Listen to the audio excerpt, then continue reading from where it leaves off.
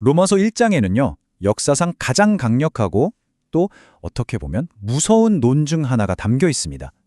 한 사회, 그리고 한 사람이 어떻게 진리에서 멀어져서 무너져 내리는가, 그 과정을 정말 정밀하게 보여주는 청사진이거든요. 오늘은 이 복잡한 논증의 구조를 저와 함께 한 겹씩 벗겨보도록 하겠습니다. 한 사회는 어떻게 무너지는가? 이 질문에 대해서 사도 바울은 놀라울 정도로 명확한 인과관계의 사슬을 제시합니다. 마치 어떤 로드맵처럼 진리로부터 멀어지는 첫걸음부터 시작해서 결국 스스로 파멸에 이르는 그 모든 과정을 단계별로 그리고 있는 거죠. 그러니까 이 본문은 그 붕괴 과정에 대한 아주 정밀한 해설서라고 할 수 있습니다.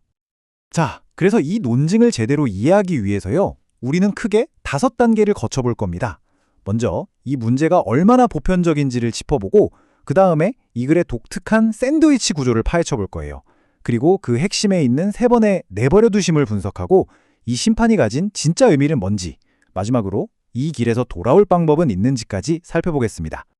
자, 우리가 먼저 알아야 할 게 있는데요. 바울의 이 논증이 갑자기 하늘에서 뚝 떨어진 게 아니라는 사실입니다. 이 주장의 뿌리는 바로 창세기, 특히 3장에서 11장까지 이어지는 인류 초기 역사에 깊이 박혀 있어요.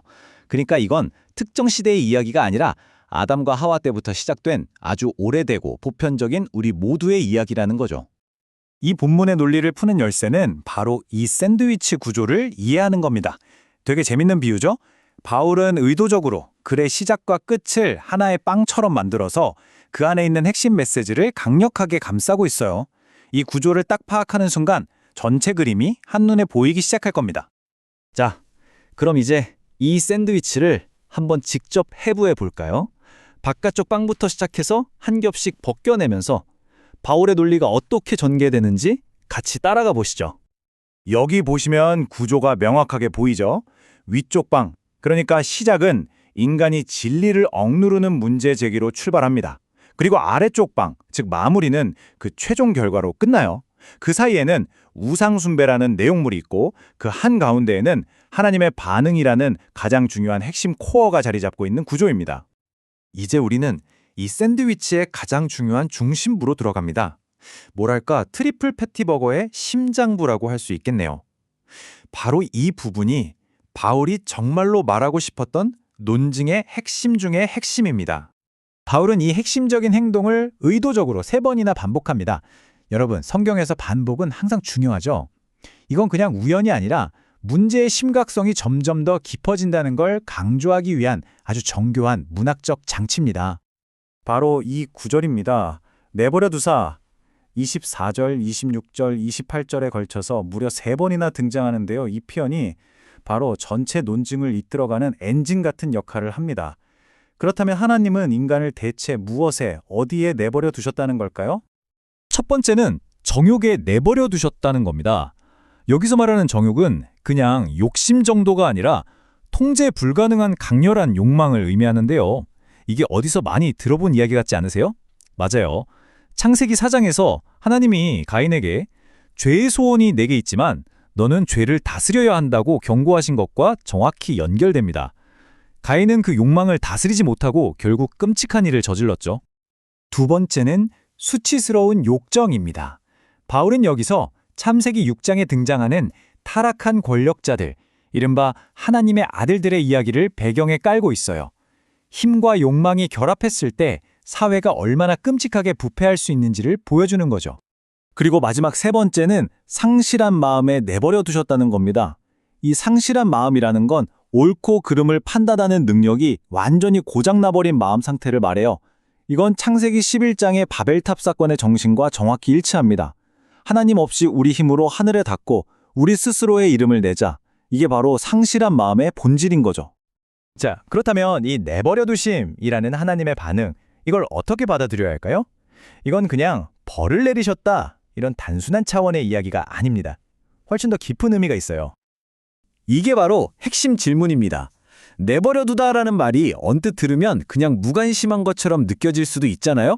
하지만 성경적인 맥락에서 보면 그 의미가 전혀 다릅니다. 여기서 정말 중요한 포인트가 나옵니다. 창세기 6장에서 세상의 죄악을 보신 하나님의 첫 반응이 뭔지 아세요? 분노가 아니라 탄식과 근심이었습니다.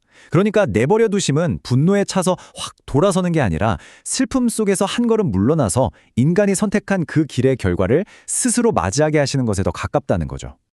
바로 이 슬라이드가 그 미묘한 긴장감을 잘 보여줍니다. 출애굽기에서 하나님은 자신을 노하기를 더디하는 분이라고 소개하세요.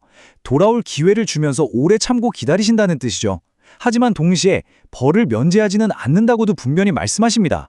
기회를 줬는데도 끝까지 돌이키지 않으면 결국 공의로운 심판이 임한다는 거예요. 내버려 두심은 바로 이 두 가지 성품 사이에서 일어나는 일입니다.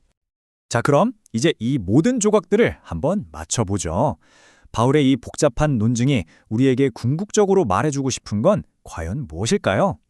바울이 제시한 인과관계의 사슬은 명확합니다. 첫 시작은 하나님을 마음에 두기 싫어하는 작은 거부예요. 거기서부터 시작해서 그 빈자리를 다른 우상으로 채우게 되죠. 그 결과 하나님은 그들을 내버려 두시고 결국에는 판단력이 망가진 마음과 사회 전체의 붕괴라는 끔찍한 결과로 이어지는 겁니다. 하지만 여기서 가장 중요한 교훈이 있습니다. 이 무서운 경고가 이야기의 끝이 아니라는 점이에요. 하나님은 노하기를 더디하시는 분이기 때문에 이 내버려 두심이라는 심판 속에서도 여전히 돌아설 기회가 열려 있다는 희망을 함께 보여주고 있는 겁니다. 결국 이 고대 본문은 오늘을 살아가는 우리에게 바로 이 질문을 던지고 있습니다. 수많은 가치들이 서로 자기가 진짜라고 외치는 이 세상 속에서 당신의 마음 중심에는 진정 무엇이 있습니까? 혹시 하나님이 있어야 할 그 자리를 다른 무언가가 슬그머니 차지하고 있진 않나요? 이 질문에 대한 답을 찾는 것, 어쩌면 그게 바로 진리가 사라지는 길을 피하고 돌아오는 길을 찾는 첫걸음이 될 겁니다.